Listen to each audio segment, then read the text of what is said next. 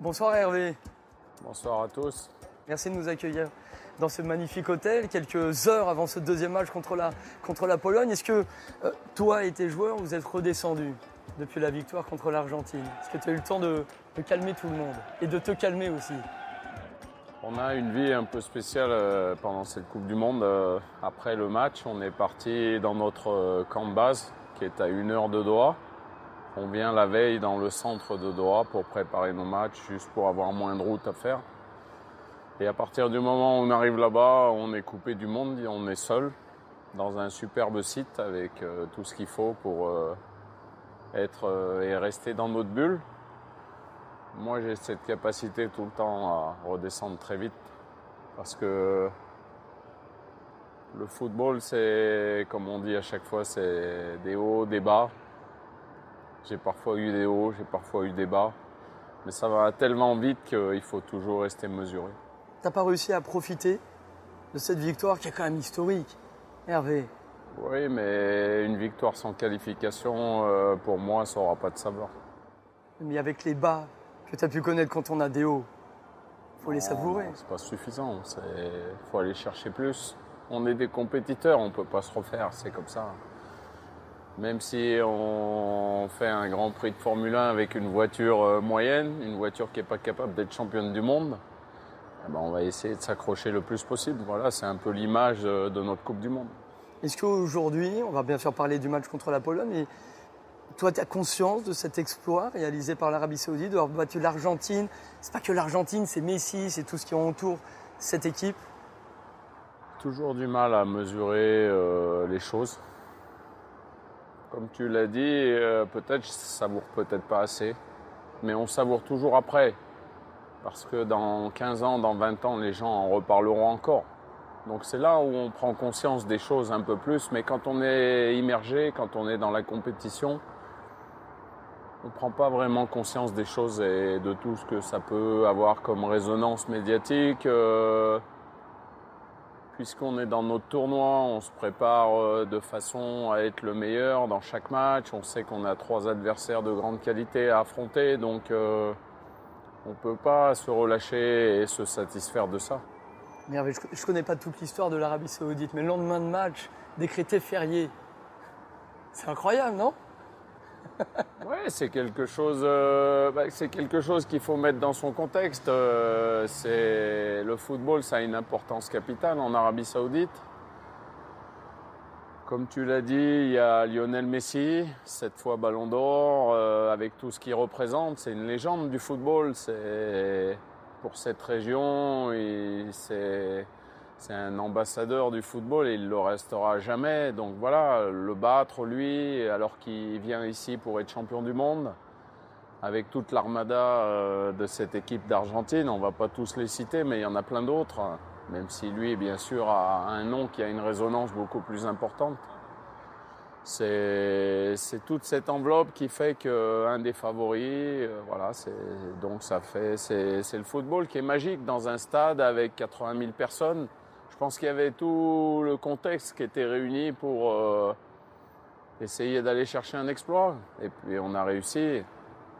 Maintenant, il nous a fallu de la réussite, il nous a fallu des convictions, du travail, une organisation, une abnégation, voilà, plein de choses. Et je dis toujours, le jour où les étoiles elles sont bien alignées, on réussit à faire quelque chose d'extraordinaire. Le niveau de ton équipe, Hervé, très honnêtement, tu as entraîné des grandes nations en Afrique notamment. On a vu une excellente équipe contre l'Argentine. Tu as été surpris de la qualité de tes joueurs, notamment en seconde période. Ils étaient à leur niveau, ils sont capables de faire mieux. Non, ils sont capables de faire aussi bien. Mais le plus important au football, c'est la constance. Je pense qu'il n'y a qu'à voir le groupe de qualification. Premier, l'Arabie Saoudite, avec 1 point d'avance sur le Japon. Vous avez vu le résultat du Japon. 3 ou 5 points d'avance sur l'Australie, on l'a vu, qui a bien démarré son match contre l'équipe de France, mais qui est une équipe un peu moins talentueuse, mais qui s'accroche beaucoup. Alors contre l'équipe de France, bien sûr, mais voilà. Ça veut dire qu'on a un mauvais regard, tu penses? Nous, en tout cas, Français ou même européens ou occidentaux, un mauvais regard sur le niveau de jeu? Non, une méconnaissance, pas un mauvais regard. Ouais. Une méconnaissance du football mondial. Parce que le football mondial, c'est partout. On joue au football partout et on joue bien au football partout. Aujourd'hui, on ne peut plus mépriser des équipes comme le Luxembourg en Europe, qui avant prenaient 5-6-0 contre les meilleures équipes d'Europe. Aujourd'hui, c'est moins vrai. Aujourd'hui, l'écart se réduit et l'écart se réduit partout. Maintenant, oui, on va pas. Comme je l'ai dit tout à l'heure, c'est un Grand Prix. Verstappen, il peut être champion du monde, mais Ocon, il peut pas être champion du monde. Même si c'est un excellent pilote, mais sur une course, il peut. Je plaisantais avec mon staff parce qu'on est des amateurs et des passionnés de cyclisme. Voilà, c'était une classique. On était avec Van Aert, Van Der Poel et puis Pogačar. Et puis ils se sont regardés, on a réussi à partir et puis on a franchi la ligne d'arrivée en vainqueur. Attends, tu sais que je suis pas un champion, j'ai monté le Galibier moi cet été. Voilà, mais c'est un peu pour imager ceux qui aiment bien le cyclisme, c'est un peu pareil quoi. Ils se sont regardés, bon t'y vas, non c'est toi. Et puis finalement on était parti et puis on a fini en tête. Quand tu seras champion du monde, Hervé, qu'est-ce que tu feras? Je serais peut-être champion du monde en tant que Français, oui. J'ai gardé mon téléphone sorti parce que j'ai quelques vidéos à te montrer, quand même. Ouais, j'ai quelques vidéos à te montrer. C'est des dossiers ou... Non, absolument pas, Hervé, pas de dossier, tu rigoles. J'en ai pas. Je pourrais en sortir, mais j'en ai pas. Moi, je te connais pas parce que comme entraîneur, parce que j'ai jamais été joueur, j'ai pas eu la chance d'être dans ton vestiaire et venir entraîner un petit club de la région parisienne, ça t'intéresse pas maintenant. La Coupe du Monde, tout ça. Mais par contre, j'ai la chance de te connaître un peu en tant qu'homme et l'humilité et la simplicité. Moi, je le dis, tu as accueilli mes enfants, tu as accueilli ma femme, tu nous as accueillis, tu nous as conseillés. Ça, je l'oublierai jamais et tu le sais très bien. Mais je voulais te montrer quand même quelques vidéos, à commencer par un joueur que tu connais bien, que tu as entraîné et qui a des choses à te dire. Coach, bonjour. Vous avez écrit une nouvelle page de votre histoire. Une histoire qui a été faite de miracles, de toute façon. Je n'ai jamais trop compris c'était quoi votre secret. Mais en tout cas, les résultats sont là. Et partout où vous ayez, ça gagne. Donc voilà, je vous l'ai dit au téléphone. J'en profite pour vous le dire publiquement. Un grand bravo. Vous avez cette façon à motiver, à aimer vos joueurs qui est pour moi très spéciale. Donc ça ne m'étonne pas. Et voilà, c'est pour ça que je voulais vous souhaiter beaucoup de réussite, beaucoup de réussite. Et j'espère vous voir le plus loin possible. Et voilà, un gros bisou, coach. Et c'est vrai qu'il avait prédit une surprise. Qu'est-ce qui se passe contre la Côte d'Ivoire? Hervé, qu'est-ce que ça te fait d'entendre ça? Moi, je fais ce métier pour gagner ma vie, bien sûr, mais je fais ce métier avec mon cœur. Avec, je pense qu'on est un peu pareil, la passion du football. Je pense que tu suis le football depuis ton plus jeune âge, comme un fou. Moi, c'était la même chose. Je me rappelle dans ma chambre, à l'époque, il n'y avait pas beIN Sport, toutes ces chaînes qui retransmettent X matchs par semaine. J'étais avec mon poste de radio et j'écoutais le multiplex de la première division à l'époque. Je me rappelle d'une montée de l'AS Cannes en 1989 à la radio en battant Sochaux au barrage pour m'en accéder. Bon, j'étais un peu concerné parce qu'à cette époque, l'équipe réserve montait en 3e division quand l'équipe première a accédé voilà, c'était Jean Fernandez l'entraîneur. Je me rappelle de l'aventure de Saint-Étienne, des Verts, c'était pas tout le temps retransmis. Je sais pas, je vivais chaque seconde et je vis mon métier de la même façon. Et j'essaye de parler aux joueurs avec mon cœur, j'essaye de les emmener dans un projet collectif. C'est ce qui me passionne. J'ai un staff qui est exceptionnel. Aujourd'hui, je ne fais plus certaines choses comme j'ai pu faire à Draguignan ou à Cherbourg où je faisais presque tout. Mais aujourd'hui, je délègue, mais je m'occupe du management, de la gestion du match. Comme il l'a dit, Mehdi, piquer les joueurs, les motiver, les sublimer. Et parfois ça fonctionne, parfois ça fonctionne un peu moins. Mais Mehdi fait partie des gens qui resteront gravés à vie dans ma mémoire. Pas parce qu'il a fait des commentaires élogieux sur moi, parce que c'est quelqu'un qui est attachant. C'est quelqu'un qui a du caractère. Et moi, j'aime les gens avec du caractère. J'aime bien avoir en face de moi des gens qui sont capables de me dire la vérité et non pas des gens qui vont dire des choses par derrière. Je préfère qu'on m'affronte droit dans les yeux. Même si parfois ça fait un peu moins plaisir, j'aurai toujours plus de respect pour les gens qui sont capables de vous dire les choses en face. Et je fonctionne comme ça. Voilà. Parfois c'est un peu cru, c'est un peu fort. Mais j'essaye toujours de mesurer les paroles que je dis. Je ne fais jamais ça par hasard. Il y a une réflexion.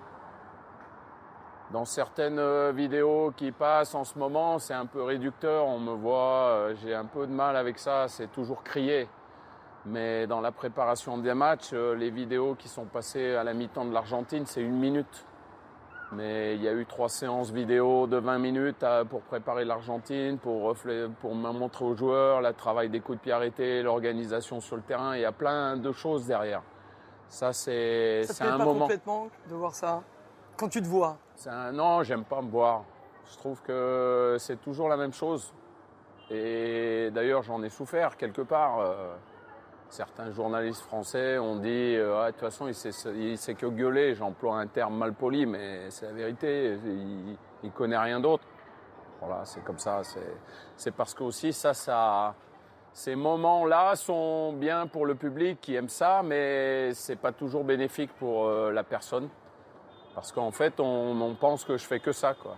Alors que j'aime bien me poser tranquillement. Déjà, je suis quelqu'un qui ne parle pas énormément.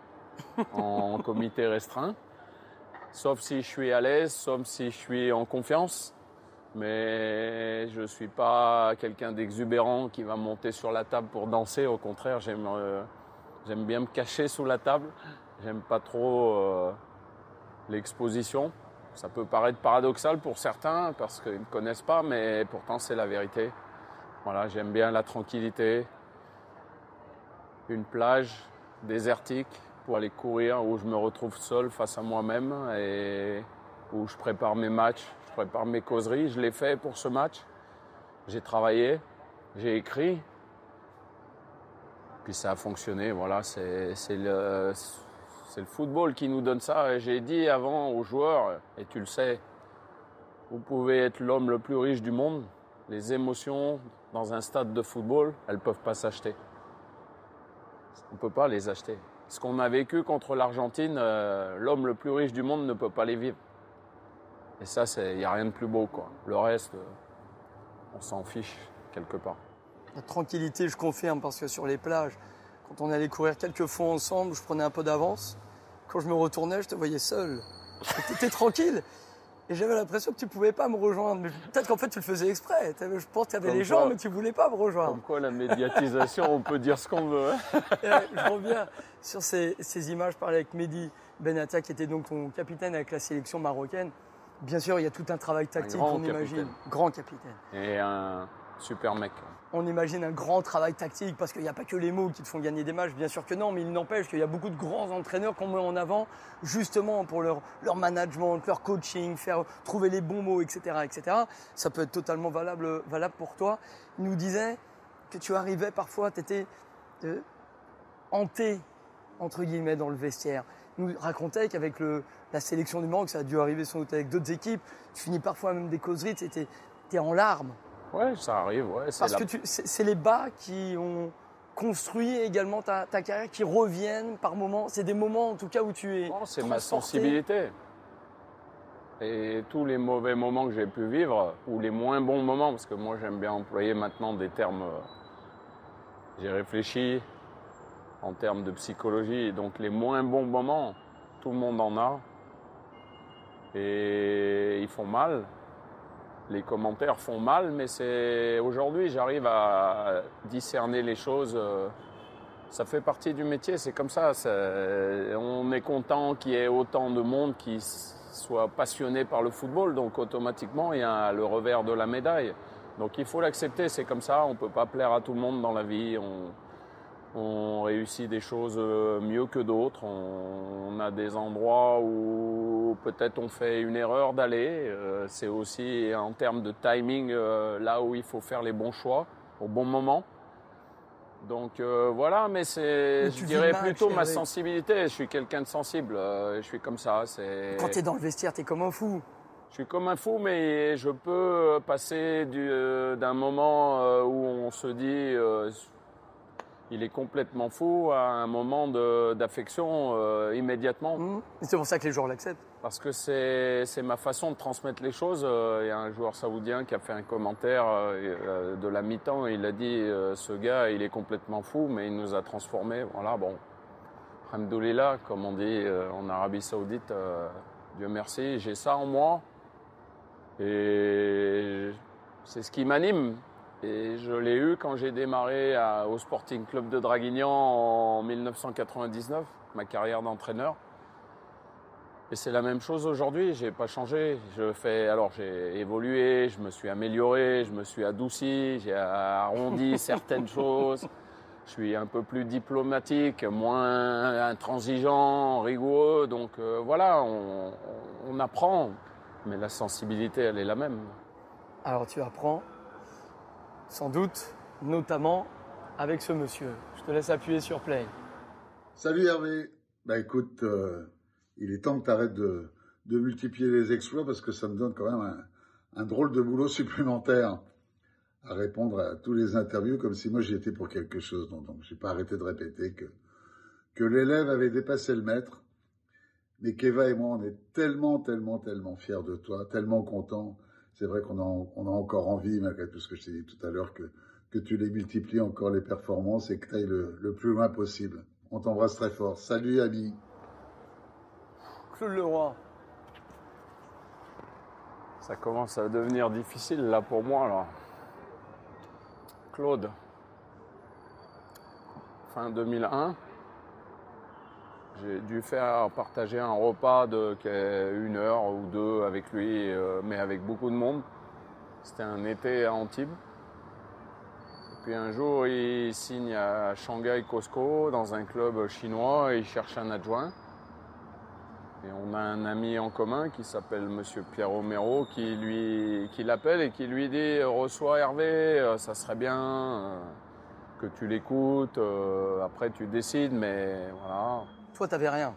Non, j'avais arrêté la saison à Draguignan parce que monsieur le maire, un certain monsieur Piselli, avait mélangé politique et sport. D'ailleurs, ça ne lui a pas porté chance parce que l'équipe est aujourd'hui en promotion d'honneur et on était en CFA à l'époque, National 2. Mais c'est comme ça, c'est des décisions parfois outre du football qui font que tous dégringolent. C'est juste un petit clin d'œil de 20 ans en arrière, mais... Et puis, je passe 4-5 mois, mais j'ai mon entreprise. Je pense qu'il y a beaucoup de gens qui savent que j'avais une entreprise de nettoyage, donc je continue à travailler, mais le football me manque terriblement. Je rencontre Claude, je vais en Avignon pendant 2 heures. J'ai entendu dire il n'y a pas très longtemps, il a dit j'ai pas trop parlé. J'ai parlé un peu quand même, sinon. Mais il a raison, j'étais plus introverti encore, j'étais un peu impressionné. Imaginez-vous un entraîneur de National 2 qui arrive face à quelqu'un qui a gagné une Coupe d'Afrique, qui a été manager du Paris Saint-Germain, qui a un charisme très important. Monsieur Leroy, Claude, quand il parle, il y a une présence, il y a quelque chose. Intellectuellement, c'est du haut niveau, donc faut pas dire n'importe quoi, faut mesurer ses mots, et puis voilà. Et puis, pour faire très vite, il me prend avec lui. Et là, il remplace certainement le papa que j'ai pas eu depuis de nombreuses années. Et il me conseille, je l'écoute. J'ai un respect parce que je suis comme ça, je respecte toujours la hiérarchie. On passe des soirées entières avec Eva et Claude, alors que moi je suis l'intrus au milieu. Ils auraient pu manger plein de fois ensemble, mais je suis là. Il y a des fois je comprends même pas pourquoi. Je me dis mais je vais gêner et je le répète tout le temps. Il me dit non viens, tout ça. Et donc c'est pour ça que je les aime. Comme des parents, je veux dire, ils ont été pour moi Et puis, quand on connaît ma sensibilité, comme je viens de le dire, quand on connaît ma façon de voir le métier, de vivre des aventures humaines plutôt que de vivre des choses que professionnelles, bah, ça bouleverse un homme. Et quand on est loin de ces gens-là, ils nous manquent. Mais heureusement, on se voit à Sali, on se voit en France, de temps en temps, pas assez souvent. Mais lorsque je suis face à Claude, je suis le petit. Il n'y a pas d'élève qui a dépassé le maître. C'est le professeur et moi, je suis l'élève toujours. Et je l'écoute. Et quoi qu'il puisse me dire, j'écoute attentivement. J'ai un respect incommensurable pour lui. On pourrait passer des heures parce qu'il y a énormément d'histoires à raconter, mais tu vas rater le coup d'envoi du match contre la Pologne. Donc je vais te montrer une dernière vidéo avant de te laisser tranquille. Et on terminera là-dessus. Je souhaite bonne chance à mon fils, à toute l'équipe bien sûr, et puis qui gagne contre la Pologne, malgré que je suis d'origine polonaise, mais je voudrais que mon fils gagne de tout cœur. Je les embrasse très fort et puis à demain. Elle est là. La maman. Alors la maman, en quelques mots, c'est un peu le reflet de ma personne dans le vestiaire. C'est une rigueur polonaise, une travailleuse qui a parfois eu 2 emplois, 3 emplois dans une semaine pour aller chercher un peu plus de moyens, qui m'a donné tout ce dont j'ai eu besoin, qui m'a éduqué d'une façon stricte, mais je l'en remercie, qui m'a donné des valeurs, qui m'a appris le respect, qui m'a... Voilà, c'est ma maman, ouais, Et le fait qu'elle ait été là pendant cette Coupe du Monde, notamment contre l'Argentine, et demain, et le match prochain, et j'espère d'autres, ben, c'est quelque chose d'important parce qu'elle a 81 ans, 82 bientôt.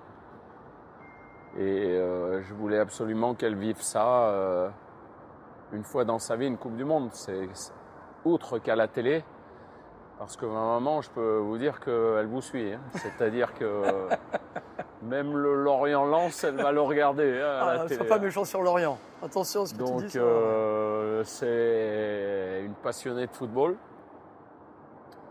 Voilà, elle est parfois un peu trop sèche.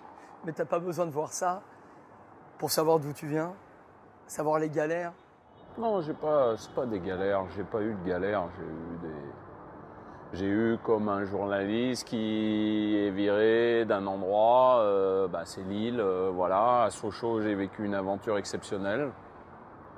Donc ces 2 aventures font que les mauvaises langues disent il n'a pas réussi en France, mais moi j'ai démarré en National 3, j'ai fait National 2, j'ai fait National, et puis j'ai eu la chance d'arriver où j'ai toujours rêvé d'arriver, c'était en Ligue 1, parce que j'ai jamais pensé être sélectionneur d'un pays étranger. Pas une seule seconde dans ma vie j'aurais pu penser à ça. J'avais jamais passé, comme je l'ai dit un peu ironiquement, la frontière italienne, savoyarde italienne. Donc... Et puis un jour, je suis parti, j'ai commencé à parcourir le monde et puis aujourd'hui, je pense que je pourrais ne plus voyager parce que ça ouvre l'esprit, ça permet de rencontrer des gens d'une autre culture, avec une autre vision et pas avoir ce petit aspect il n'y a que ça, on fait rien autrement, cet esprit un peu rétréci, voilà, j'aime bien les gens qui ont une tolérance et une ouverture d'esprit. Pour moi, chacun fait ce qu'il veut, comme il veut, tout en respectant ce que moi je fais et ce que j'aime. Tu as 2 petits mots pour finir, se dire que tu reviendras jamais en Ligue 1 ? Alors j'ai toujours la même réponse à cette question, parce que je reviens de temps en temps aussi. Parce que c'est exactement ça. Moi, je ne suis pas un entraîneur avec un curriculum vitae qui puisse choisir où il a envie d'aller, comme peut-être Zinedine Zidane. Ouais. Tu commences quand même. Donc, t'as un CV qui je ne parle suis pour toi, pas le dernier, je ne suis pas dans les premiers, je suis placé dans le peloton. Donc j'aurai certainement à ce jour toujours du travail. Où et comment, je ne peux pas savoir parce qu'aujourd'hui je surfe sur une vague depuis quelques années positive. Donc il faut que je l'entretienne parce qu'il faut toujours essayer de rester en haut, mais de toi à moi, c'est pas assez haut. Voilà, c'est en moi, c'est comme ça. On n'a pas fini de parler d'Hervé Renard. Non, j'ai cette foi de toujours. Je pense et je suis persuadé que je peux entraîner des équipes nationales de plus haut niveau, capables de venir jouer un titre, peut-être un championnat d'Europe, ou voilà. Mais ça, c'est mon intime conviction. Est-ce que j'ai raison? Est-ce que j'ai tort? Moi, je suis persuadé d'avoir raison. Je le dis, j'aime pas le dire trop souvent, mais comme on est assez proches l'un de l'autre, je te le dis, je te regarde bien droit dans les yeux. Voilà, j'ai un respect infini pour beaucoup d'entraîneurs, et presque tous, même ceux qui sont entraîneurs en National 3, parce que je l'ai été, c'est difficile. Voilà, j'ai reçu un message de félicitations de quelques-uns coachs, notamment Lucien Favre. Il m'a dit, t'as même pas besoin de me répondre, t'as autre chose à faire. Je lui ai dit, vu l'énorme respect que j'ai pour vous, Lucien, je peux pas ne pas répondre. Voilà, je suis comme ça. C'est un peu le reflet de mon personnage et je regarde tout ce qui se fait. On parlait de Lorient, de Le Brice, c'est exceptionnel. Je trouvais que Pélissier, depuis qu'il était parti de Luznac et qu'on lui avait refusé la montée en Ligue 2, il faisait un travail magnifique. Après, je ne suis pas à l'intérieur. Il a retrouvé un job à Auxerre. Voilà, tous ces entraîneurs qui sont là. Parfois qu'on tabasse un peu, mais à mon avis, pas à juste titre. Mais c'est comme ça, ça fait partie du métier. Et puis vous, journalistes, vous faites votre métier aussi. Bon, moi je te souhaite le meilleur en tout cas, Hervé. Merci. C'est la Pologne, prochain match, je te donne juste une info comme ça. Je suis allé voir les Polonais. Ils ont un avancement de pas mal. Je sais pas si tu le sais. Non, je connais pas trop le football polonais, mais... Bon, bah fais une réunion avec tes joueurs, tu leur dis attention, on a... Peut-être que vu que tu m'as dit ça, demain on va en parler. Alors, parce qu'on n'a pas eu le temps d'en parler encore. On n'a rien préparé, on est arrivé là comme ça ce soir. Bon match, Hervé. Que la nuit porte conseil, on m'a dit un jour, donc peut-être qu'elle va me porter moi de bons conseils. Ouais, au boulot. Inch'Allah. Merci Hervé. Merci. Je te souhaite le meilleur. Merci beaucoup.